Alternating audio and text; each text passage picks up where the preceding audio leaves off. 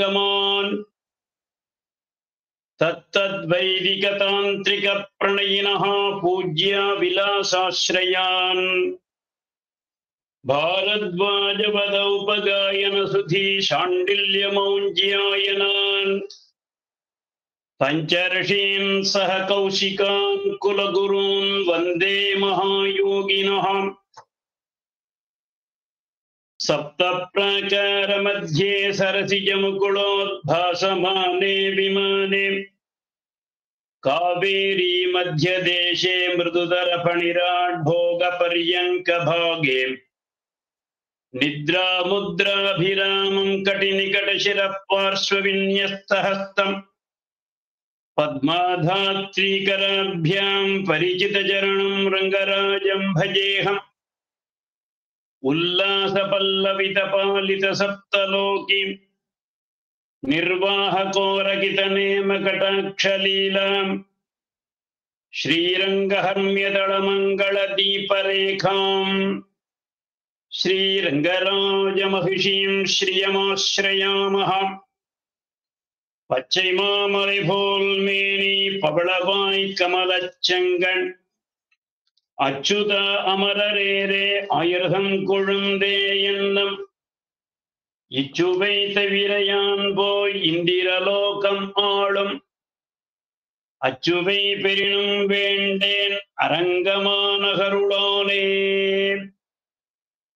எம்பெருமான் கிருபையினாலும் பெரிய பெருமாள் பெரிய பிராட்டியார் எம்பெருமானாருடைய பரிபூர்ணமான திருவருளாலே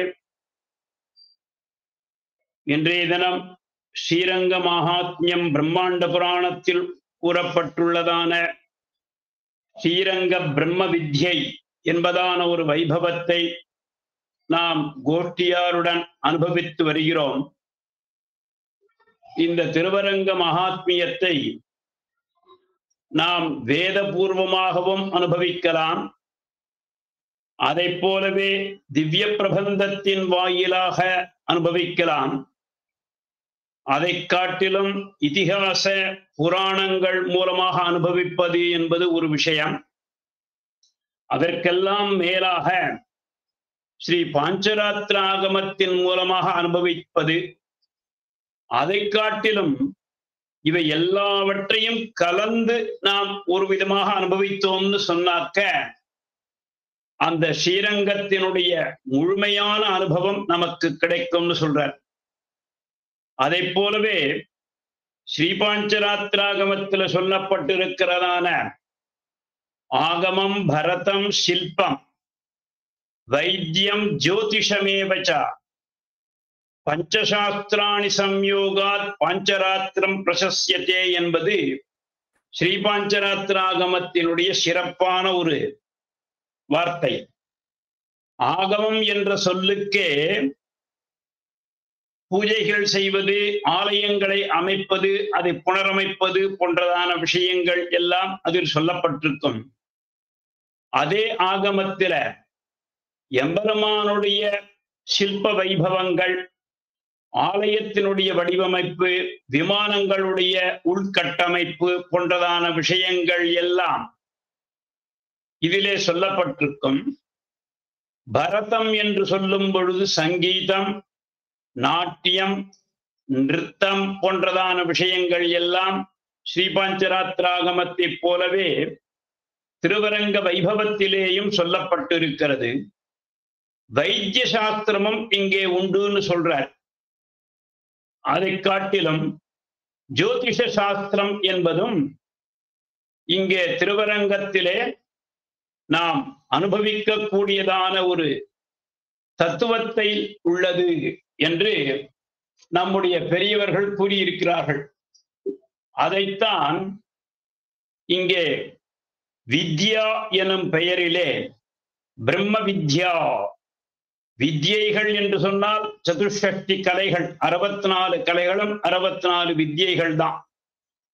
ஆனால் இது எல்லாவற்றையும் கலந்து ஒரு விதமான மேன்மையான வித்யையாக இருப்பதனால அது பிரம்மத்தை குறிக்கக்கூடியதான வித்யையாக இருப்பதனாலேயும் அது திருவரங்கத்திற்கு ஒத்து வருவதனாலேயும் இந்த கிரந்தத்திற்கு ஸ்ரீரங்க பிரம்ம வித்யை என்று அத்தியாயம் பெயரிட்டார்கள்.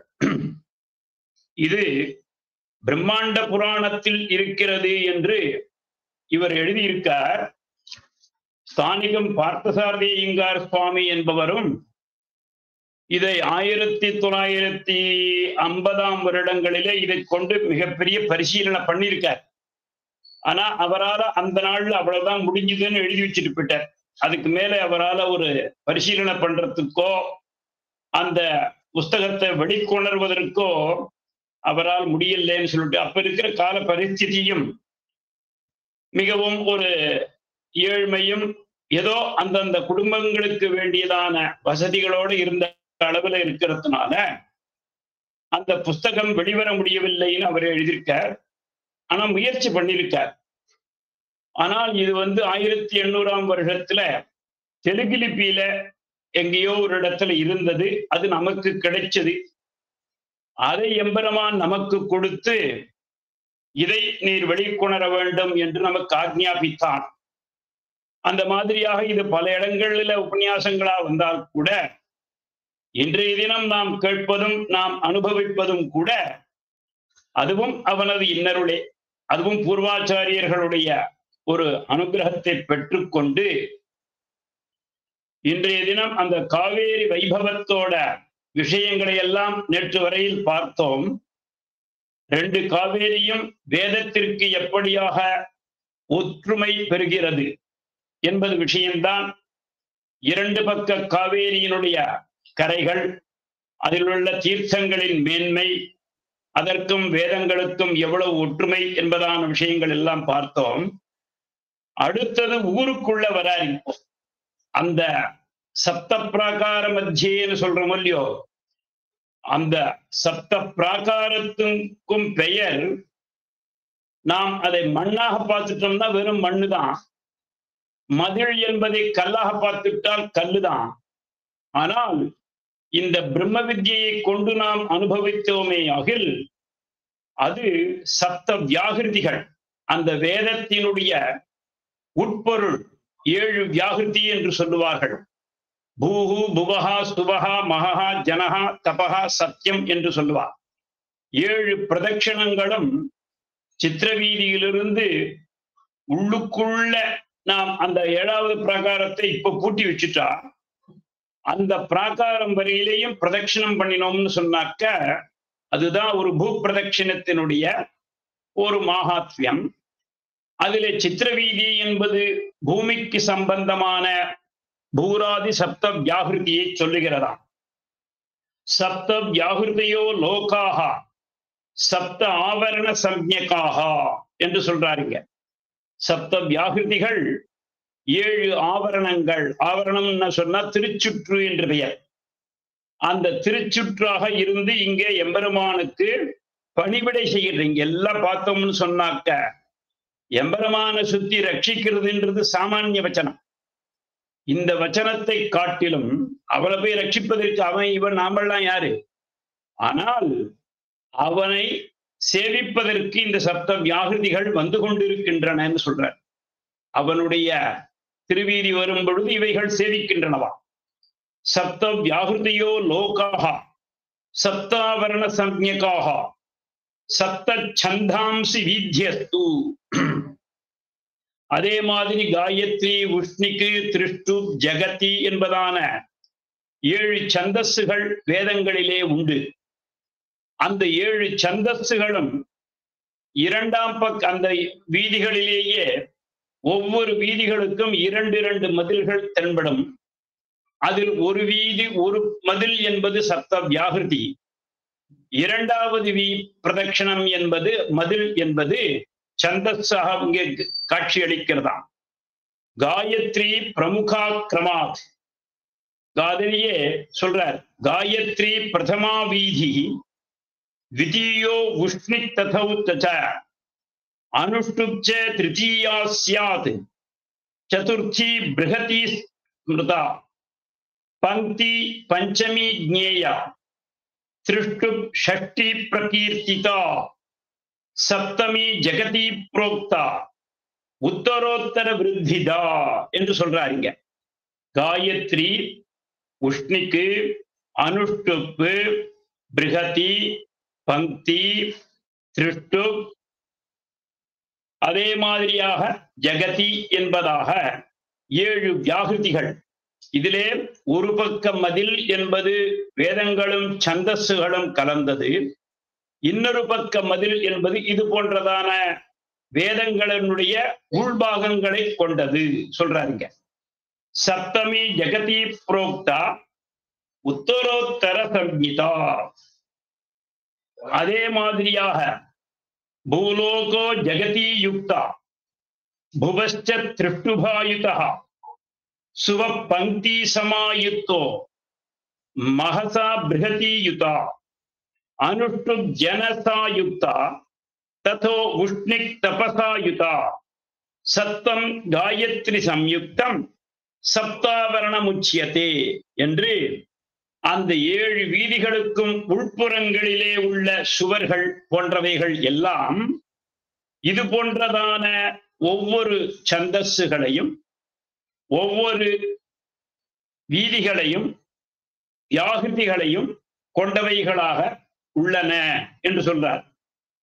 அதே மாதிரியாக கவாட்டம் என்று சொல்லக்கூடியதான கதவுகள் இருக்கு இல்லையா, கவாட்டம்னா கதவுகள்னு பேர். தேகலி வேதி, தேகலி தேகலி என்றால் பழங்கால வீடுகளில் ரேழி உள்னு சொல்லுவா. அது உள்பக்கம் உள்ள கூடத்திற்கும் வெளியில் உள்ள வாசலுக்கும் நடுவில் உள்ள பாகத்திற்கு பேரு தேகலி, தேகலி என்று பெயர். அதனாலதான் திருக்கோவலூர் எம்பெருமானுக்கு பெயர் தேகலீசன் என்று பெயர். அந்த தேகலீசன் என்பவன் நெருக்கிடவே இடைக்கழியில் நின்ற செல்வன் என்று பெயர் அவனுக்கு. அப்போ அந்த 3 பேர், ஒருவர் நிற்கலாம், ஒருவர் அமரலாம், ஒருவர் படுக்கலாம் என்று இருக்கும் பொழுது அந்த 3 பேரையும் நெருக்கி கொண்டு வந்தவன் 4வதாக வரக்கூடிய தேகலீசன். அவனுக்குத்தான் தேகலீசன் என்று பெயர். அந்த கோவலூர் எம்பெருமான் அந்த மாதிரியா தேகலி. இந்த வீதிகளுக்கு நடுநடுவுல தேகலி என்று பெயர். இதெல்லாம் தான் இப்பொழுது இந்த ரத வீதின்னு சொல்லுவான். அதாவது தேர் ஓடுவதற்காக வடம்போக்கி சந்துன்னு சொல்லுவாங்க. அதை கரெக்டா இங்கதான் பார்க்கலாம். மீதி சில இடங்கள்ல இருக்கும், சில இடங்கள்ல ஆக்குபை பண்ணிடுவாங்க. ஆனால் இங்க மாத்திரம் துவார கோபுர தோரணங்களோடு கூட அந்த மாளிகை சூழ்ந்து அழகாய என்று சொல்லுமா போலே இந்த 7 வீதிகளும் 7 விதமான சந்தஸ்ஸுகள், நிறுத்தங்கள் இவைகளோடு கூடியதாக இருப்பதாக சொல்றார். தத்தத் தேகோத்பவா தேவா ஆசன்னு வேதாத் இமா கிரமாத். அப்போது இந்த வேதங்களும் சந்தஸ்ஸுகளும் நிறுத்தங்களும் எல்லாவைகளும் தன்னுடைய சொரூபத்தை எங்கு எடுத்துக் கொண்டிருக்கு? நம்பெருமாளை செவிப்பதற்காக வீதி ரூபங்களாக இருக்கின்றது. இதைத்தான் அன்னமையா கூட சொல்லும் பொழுது வினரோ பாக்யமு விஷ்ணு கதா என்ற பாடல்ல வீதி வீதியிலோனே விஷ்ணு கதா என்று சொல்லுவாருங்க. அந்த விஷ்ணு கதை என்பது ஒவ்வொரு வீதிகளிலும் திருமலையிலே ஒலித்துக் கொண்டிருக்கின்றது என்று சொன்னார். முன்ன ஒலிச்சது, இப்போ ஒண்ணும் கிடையாது, வெறும் பிளே கிரவுண்ட் ஒண்ணுதான் இருக்கு. அது கிரவுண்டு கூட இல்லை, வெறும் சிமெண்ட் ரோடு தான் இருக்கு. அந்த மாதிரியாக அதற்கு பெயர் தேகலி என்று பெயர், தேரோடும் வீதி. தத்தத் தேகோத்பவா தேவாக ஆசன் வேதாது இமாஹா கிரமாத். இவைகள் எல்லாம் வேதங்கள் ரூபமாகவே காட்சியளிக்கின்றன. அப்படின்னா அந்த ரூபம் எப்படி இருந்திருக்கும்னு பார்த்து கொள்ளணும் நாம. அடுத்தது மகானசம் சப்த சாஸ்திரம். மகானசம்னு சொன்னா திருமணப்பள்ளி, எம்பெருமானுக்கு தளியமுது செய்யக்கூடிய தயார் செய்யக்கூடியதான இடம் இருக்கு இல்லையா, அதற்கு பெயர் சப்த சாஸ்திரம். அந்த அடுத்த வேதத்திலேயே சாஸ்திரங்களை பற்றி சொல்லிட்டு வருது. அதுக்கு பெயர் 6 அங்கங்கள்னு பேர். அந்த 6 அங்கங்களிலே சப்த சாஸ்திரம் என்பது ஒன்று. அந்த சப்த சாஸ்திரம் எங்க இருக்குன்னு கேட்டா திருமணப்பள்ளியில் தான் சப்தங்கள் வரும், நிறைய வரும். இந்திர அக்னி அதிதெய்வதம், அதற்கு யார் 2 பக்கமும் துணை என்று சொன்னால் அங்கே இந்திரனும் அக்னியும் 2 பக்கமாக இருந்து காவல் காத்து கொண்டிருக்கிறார்கள் அப்படின்னு சொல்றார். இந்த திருமணப்பள்ளியில சப்தம்னு சொல்றச்சே ஒரு ஐதிஹ்யம் ஒண்ணு நமக்கு ஞாபகம் வருது. ராமானுஜர் காலத்துல இது பல பேருக்கு தெரிஞ்சிருக்கலாம், பல பேர் சொல்லியிருக்கலாம், இருந்தாலும் சொல்லலாம். அப்படி வரைச்சே ராமானுஜருடைய காலத்துல அவர் அனுதினமும் தன்னுடைய அனுஷ்டானங்கள் எல்லாம் முடிச்சுண்டு பிரதட்சணமாக வருவர். நம்மள மாதிரி நேர சாமியை சேவிச்சுட்டு வெளியில ஓடி வந்துடுறது இல்ல. அவர் ஒவ்வொரு அங்கணங்களையும் பார்த்து பார்த்து சேவிச்சுட்டு வருவர். அந்த மாதிரி சேவிச்சுண்டு வரும் பொழுது ஒரு இடத்துல வரைச்ச ஒரு அதிகாரி, மடப்பள்ளியினுடைய அதிகாரிக்கும் அங்குள்ள கைங்கரியவரருக்கும் வாக்குவாதம் நடக்கிறது. சப்தம் இது சப்த சாஸ்திரத்தினுடைய அங்கமா இருக்கிறதுனால இவர் உடையவர் தன்னுடைய சீடர்களோட வந்துருக்கச்ச அந்த திருமணப்பள்ளி கிட்ட வரும் பொழுது கொஞ்சம் காய்ச்சி மூச்சு சத்தம் வந்துன்றது. என்ன நடக்கிறது உள்ள, அவரை கூப்பிடுங்கோ அப்படின்ற. அந்த உள்ள இருக்கக்கூடிய கைங்கரியவரரும் வரார். இங்கே அங்க மடப்பள்ளியினுடைய அதிகாரியும் வரார். 2 பேருமே ஸ்ரீ வைஷ்ணவாளா இருந்ததுனால வந்து எம்பெருமானாரை சேவிச்சுட்டு நிற்கிறார். என்ன சப்தம் போட்டு இருக்கீங்களே என்ன அப்படின்னு கேட்டார். இல்ல, இவருக்குன்னு ஏற்பட்டது 3 பட்ட பிரசாதம். ஒரு கைங்கரியத்திற்கு 3 உருண்டை பில்லை பிரசாதம் ஏற்பட்டிருக்கு. இவர் இன்னும் பிரசாதம் வேணும்னு கேட்கிறார்னு சொன்ன உடனே அவரை காமிச்சு அவர் கேட்ட அந்த சுவாமி கைங்கரியவரர் கேட்டார், இல்ல எனக்கு பசங்கள் ஜாஸ்தி, குடும்பத்துல 4-5 பசங்கள் இருக்கா, பெரியவா இருக்கா, இவாளுக்கெல்லாம் பிரசாதம் போற மாட்டேன்றது, இன்னும் 2 பில்ல பிரசாதம் எனக்கு நிறைய கொடுங்கோன்னு கேட்டு இருக்கேன், இவர் கொடுக்க மாட்டேன்னு சொல்றார் அப்படின்ட்டார். அவ்வளவுதானே, கவலைப்படாத, உனக்கு நம்பெருமாள்கிட்ட பக்தி உண்டு இல்லையோ, அவர் கொடுப்பார், கவலைப்படாதே அப்படின்ட்டார். இந்த கைங்கரியவரை என்ன சொன்னார், நம்பெருமாள் கொடுப்பார் கொடுக்கலேன்றது வேற விஷயம், எம்பெருமானாரிடம் அடியனுக்கு பக்தி ஜாஸ்தி, அதனால அவர் கொடுத்துருவார்னு தெரியும்னு சொல்லி இவர் சேவிச்சுட்டார். இவரும் நாளடைவில் அப்படி மறந்து போய் இந்த பக்தி கைங்கரியங்கள்ல போயிட்டார். இவர் ஒரு நாள் துலா மாசத்துல, இது நடந்தது வைகாசி மாசமோ இப்போ நடந்திருக்கு, துலா மாசத்துல இவர் தென்திருக்காவேரியை போய் எம்பெருமானார் தீர்த்தாமாடிட்டு அங்கிருந்து வரும் பொழுது திடீர்னு இந்த கைங்கரியவரர் தன்னுடைய பசங்களை எல்லாம் கூப்பிட்டு குடும்பத்தோட வந்து அங்க சேவிச்சுட்டு நிற்கிறார். அவருக்கு பேர் தாழம்பூ பண்டாரம்னு பேர் சொல்றான். அப்போ அந்த தாழம்பூ பண்டாரம் சேவிச்சுட்டு தன்னுடைய குழந்தைகள் பெரியவா எல்லாரோடையும் சேவிச்சுட்டு நிற்கும் பொழுது இவர் சொல்றார், இவருக்கு மறந்து போச்சு, எம்பெருமானாருக்கு மறந்து போச்சு. ஆனால் அந்த கைங்கரியவரர் சொல்றார், தேவரீர் அன்னைக்கு சொல்லிட்டு போச்சு, அன்னிலிருந்து எனக்கு ஒரு சுவாமி ஒரு தட்டு நிறைய பிரசாதம் கொண்டு வந்து என்னுடைய இல்லத்துல சேர்த்துட்டு எனக்கும் நிரம்பமாக இருந்து நான் இன்னும் 10 பேருக்கு தானம் பண்ணிட்டு இருக்கேன் சுவாமி, தேவரருடைய ஒரு கிருபை எனக்கு வார்த்தைகளால் சொல்ல முடியவில்லைன்னு சொல்லிட்டார். எம்பெருமானாருக்கு ஆச்சரியம், இது என்ன, நான் இந்த வார்த்தை யார்கிட்டயே சொன்னேன், யார் கொண்டு வந்து கொடுக்குறா என்னன்னு புரியலையே அப்படின்னார். சரி இருக்கட்டும், நல்லதே நடக்கிறதோ இல்லையோ அப்படின்ட்டு தன்னுடைய மடத்துக்கு போனார். மடத்துக்கு போய் தன்னுடைய அனுஷ்டானங்கள் எல்லாம் முடிச்சுண்டு நேர பெரிய பெருமாள் சன்னதிக்கு போனார். இவருக்கு உள்ளூர உறுத்தல், இது யாரு, நான் ஒருத்தரையும் சொல்லலையே. இது நேர உள்ள போனார். பெரிய பெருமாள்கிட்ட வார்த்தை சொல்லிட்டு இருக்கிறச்சே, என்ன இன்னைக்கு என்ன விஷயம் அப்படின்னு கேட்கிறார் பெரிய பெருமாள். உடனே இந்த மாதிரி அந்த ஒரு கைங்கரியவரருக்கு யார் பிரசாதம் கொண்டு கொடுக்குறாள்னு தெரியல, யாரோ சமிருத்தியா கொடுக்குறாளாம், சௌக்கியமா இருக்கட்டும்னு சொல்லிட்டு வந்தேன் அப்படின்னார். உடையவரே, நீர் என்ன சொன்னீர் அன்னைக்கு? வேற நம்பெருமாள் கொண்டு வந்து கொடுப்பான்னு சொன்னீரா இல்லையா? அதனால அன்னி மத்தியானத்திலிருந்து நான் கொண்டு போய் கொடுத்துட்டு இருக்கேன் அவர்கிட்ட. உம்முடைய வார்த்தையை என்னால மீற முடியுமா அப்படின்னார். இவர் சாஷ்டாங்கமா விழுந்து சேவிச்சார். இது ஒரு இந்த மாதிரி ஒரு நீர்மையா?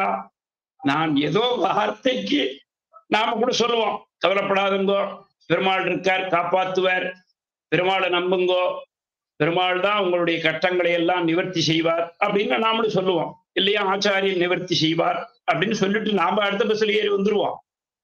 ஆனால் எம்பெருமான் அந்த கவலையப்பட ஆரம்பிக்கிறான். அதுதான் பெரிய விஷயம். ஆச்சாரியன் அந்த கவலையப்பட ஆரம்பிக்கிறான்.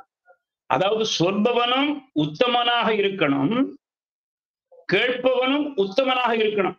அதுக்குன்னு பக்கத்து வீட்டு சொத்தெல்லாம் என்கிட்ட வரணும்னு ஒருத்தம் கேட்டான்னாக்கா, கவலைப்படாதங்கோ, பெருமாள் பொழுது கொடுப்பார் அப்படின்னு ஒருத்தரும் கொடுக்கணும்னா, அப்படியாக நீர் என்ன வேண்டும்னு என்கிட்ட கேட்க சொன்னீர். அவன் ஏதோ பிரசாதம் வேணும்னு கேட்டான். நீர் என்ன சொன்னீர் அடுத்த வார்த்தை?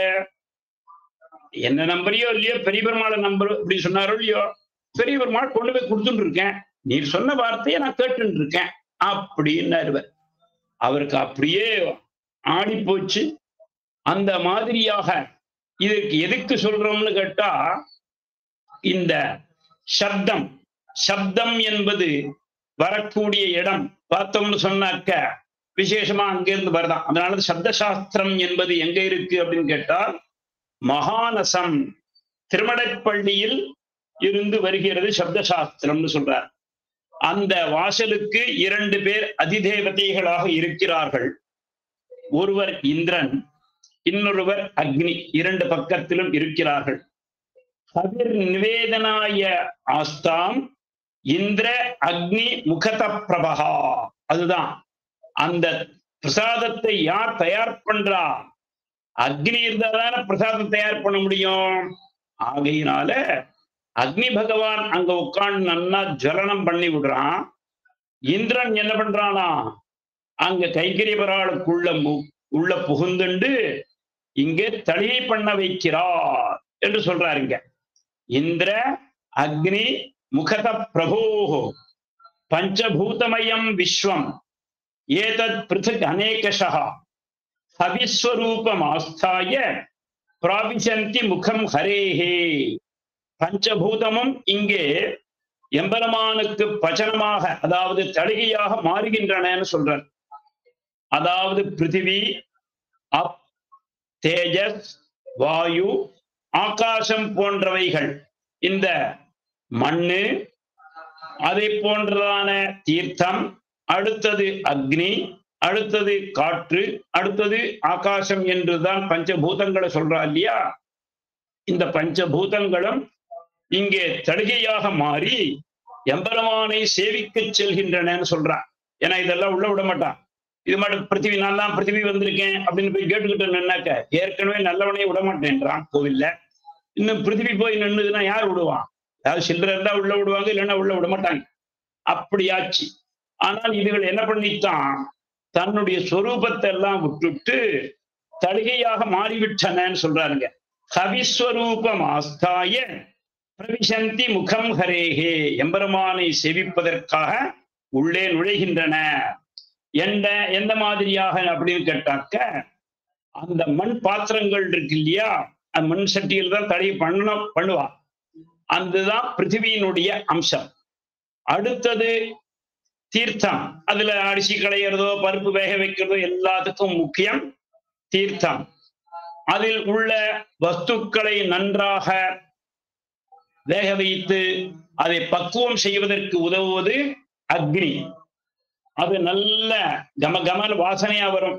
அதுவும் நல்ல பதார்த்தங்கள் பண்றாள்னு சொன்னாக்க, நல்ல பதார்த்தங்கள் இந்த அம்மா செல்போன் பார்க்காமல் தடைய பண்ணினாலே ஆகில் நல்ல வாசனை வரும். இந்த அம்மா செல்போனை பார்த்துட்டே தடைய பண்ணிட்டா தீஞ்சு போன வாசனை தான் வரும். ஆக ரெண்டுமே வாசனை தான். அது வாயு ஸ்வரூபமாக ஆகிவிடுகின்றன. அந்த புகைகள் எல்லாம் ஆதிகள் எல்லாம் ஆகாச வழியாக மேலுலகத்திற்கு செல்கின்றன என்பது பஞ்சபூதமயமாக இருக்கக்கூடியதான சரீஸ்வரூபம். இந்த தண்டுலம் போன்றவைகள் எல்லாம் இப்ப என்ன மாதிரி இருக்கு அப்படின்னு கேட்டாக்க, அரிசி பருப்பு போன்றவைகள் எல்லாம் தண்டுலாய ஓஷதி பூமி. இதைத்தான் அந்த மருத்துவ குணம் நிறைந்தது அரிசி போன்றவைகள் எல்லாம். அதை போல க்ஷீராதி ஜலசம்பவம், நல்ல க்ஷீராண்ணம் பண்றாள்னு வச்சுங்கோ, நல்ல சக்கர பொங்கல் பண்றா, இது பண்றா, நெய் சேர்க்கிறா, இதெல்லாம் இதுன்னு கேட்டாக்க தீர்த்தத்தினுடைய அம்சமாக மாறிவிடுகின்றன. மரீச்சியாதி அக்னி சம்பூதம், அதுல நல்ல கடுகு தாளிக்கிறது, கருவேப்பிலை போன்றவைகள், இஞ்சி போன்றவைகள் எல்லாம் போடுறது, வாசன திரவியங்கள் எல்லாம் போடுறது எல்லாம் மரீச்சியாதி அக்னி சம்பூதம். இவைகள் அக்னிக்கு சம்பந்தமானவைகள். பாக்க கந்தோத்திதா அனிலகா, அதிலிருந்து நல்ல வாசனை வருது இல்லையா? அப்ப நல்லா புளிக்காய்ச்சல் காய்ச்சி நல்ல புளியோதரை பண்றா அப்படின்னு சொன்னாக்க அது காத்துல கரையிறதோ இல்லையோ, ஆகையினால அது காத்தினுடைய அம்சமாக இருக்கிறதா. அந்த அறுசுவையாக மாறக்கூடியது ஆகாசத்தினுடைய அம்சமாக மாறி சம்யோகாக பாக்கசம்பவாக. இதைத்தான் லட்சுமி தந்திரம் என்பதான சம்ஹிதையில ஸ்ரீபாஞ்சராத்திர ஆகமத்துல தாயார் சொல்றா, நீ என்னத்தான் அக்னியில போட்டாலும் ஜலத்தை கொட்டினாலும் நெருப்பை எரிய விட்டாலும் அதை பக்குவமாக ஆக்குறது நான் தான் சொல்றான். ஆறு மகாலட்சுமி தான். அதனாலதான் எல்லா இல்லங்களிலேயும் பூர்வ காலங்களிலே அம்மாமிகள் தான் தடைய பண்ணிட்டு இருந்தா. பூர்வத்துல அப்போ குக்கிங் நடந்துட்டு இருந்தது, இப்போ புக்கிங் நடக்கிறது. அதனால பார்த்துக்கலாம், இப்படிங்களா இருக்கட்டும் அப்படின்ட்டு.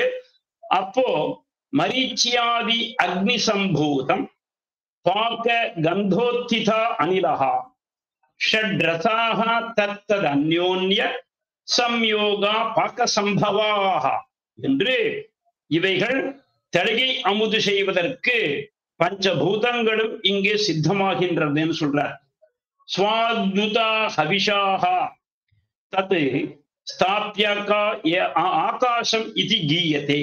இவைகள் எல்லாம் வெளியில் எடுத்து வைத்து நன்றாக மூடி அவைகள் நீராக மாறாமல் நல்லவித வேற ரூபமாக மாறாமல் காப்பது ஆகாசமாக மாறுகிறதாம். கீயத்தே விபக்தி பத லிங்க அந்த சமாச பிரக்ரியாதிபிஹி மகானசோச்சிதா சப்தாக சப்தசாஸ்திரம் இது ஸ்மிருதம்.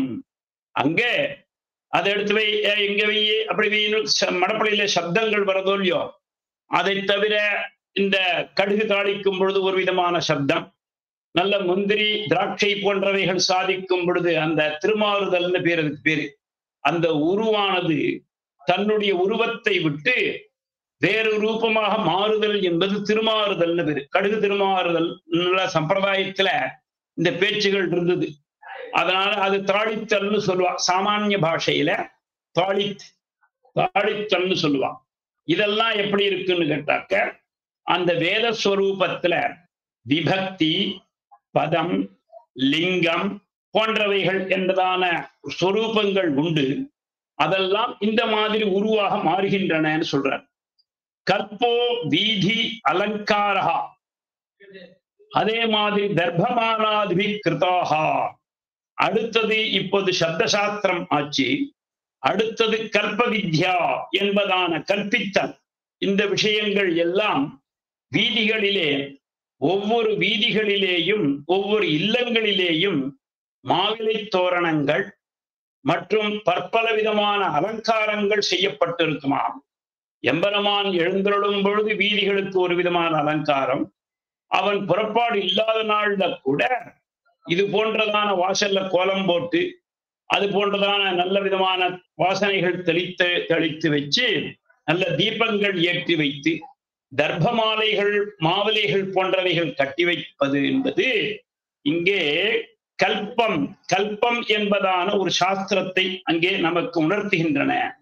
கற்பூர தீபஜாலைச்ச, பாலிகா அங்குர பங்கிபிகி பட்டகர்ம விதானஷ்ச சர்வத்திர பரிசோபிதைஹி.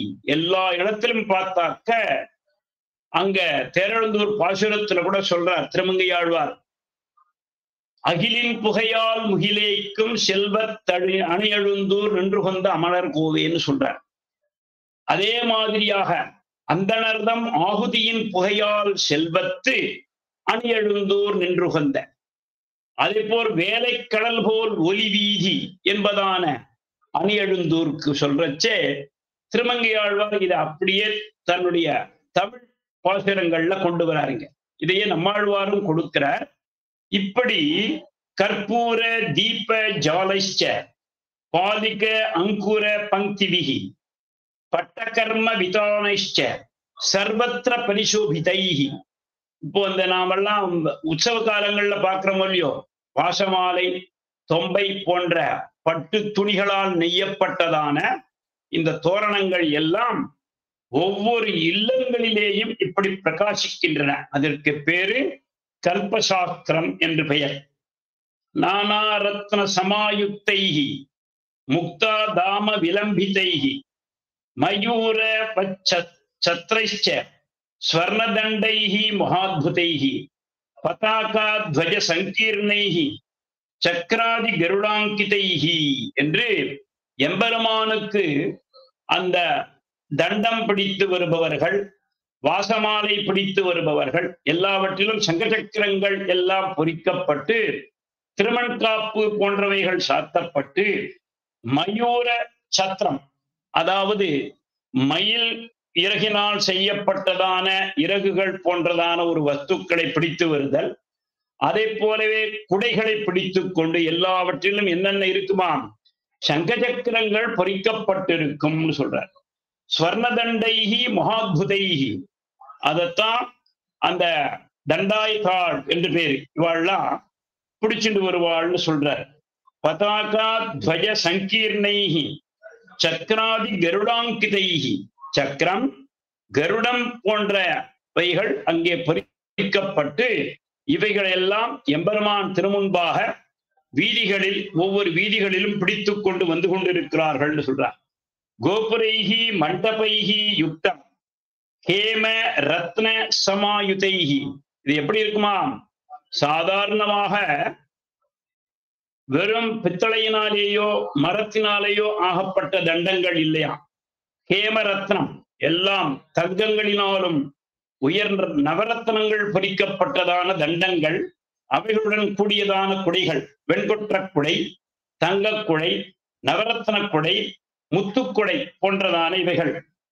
நானாரத்ன சமமய ஸ்தம்பைஹி பித்தி காந்தர அந்தரவேதிபிகி, ஒவ்வொரு சுவர்களிலேயும் கூட இந்த நானா ரத்னங்கள் எல்லாம் பொறிக்கப்பட்டு இவைகள் காட்சியளிக்கின்றன சொல்ற. சூரிய மண்டல சங்காஷ சுவர்ணா ஆதர்ஷ தோரணைகி, ஒவ்வொரு இல்லங்களிலே ஆகட்டும் வீதிகளில் ஆகட்டும் அங்க தோரணங்கள்லாம் கட்டியிருக்கா இல்லையா, அந்த தோரணங்கள் எல்லாம் தீப பிரகாசமான தோரணங்கள்.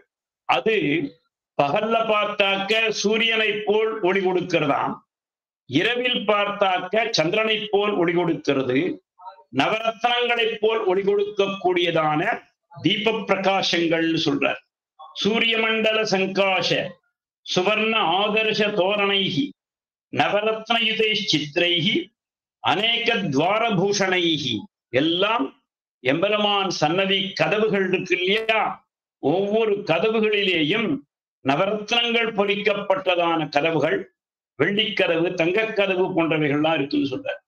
கஸ்தூரிகாம் வித்தைஷ்ச குங்குமா அகரு லேபனைஹி கந்தைஹி அக்கத புஷ்பைஷ்ச குசை லாஜை பிரகீர்ணகைஹி, அந்த ஒவ்வொரு வாசல்களிலேயும் 7 பிரகாரங்கள் உள்ள வாசங்களிலேயும் எல்லா இடத்திலேயும் சந்தனம் போன்றவைகள் எல்லாம் தெளிக்கப்பட்டு சுகந்தமயமான வாசனைகளாக இங்கு சேவசாதிக்கின்றன சொல்றார்.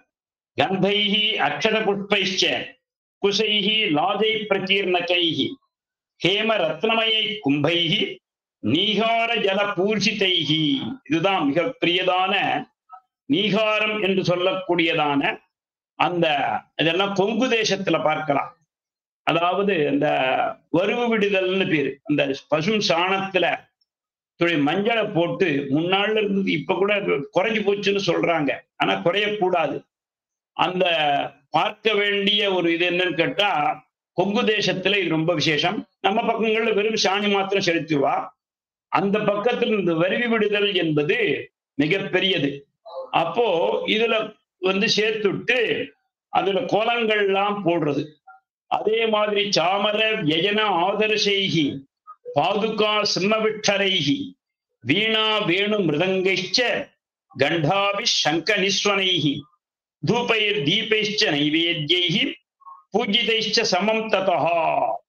அப்போ எல்லா இடத்துலயும் அடுத்தது வாத்தியத்திற்கு வருகிறார் இந்த இடத்துல.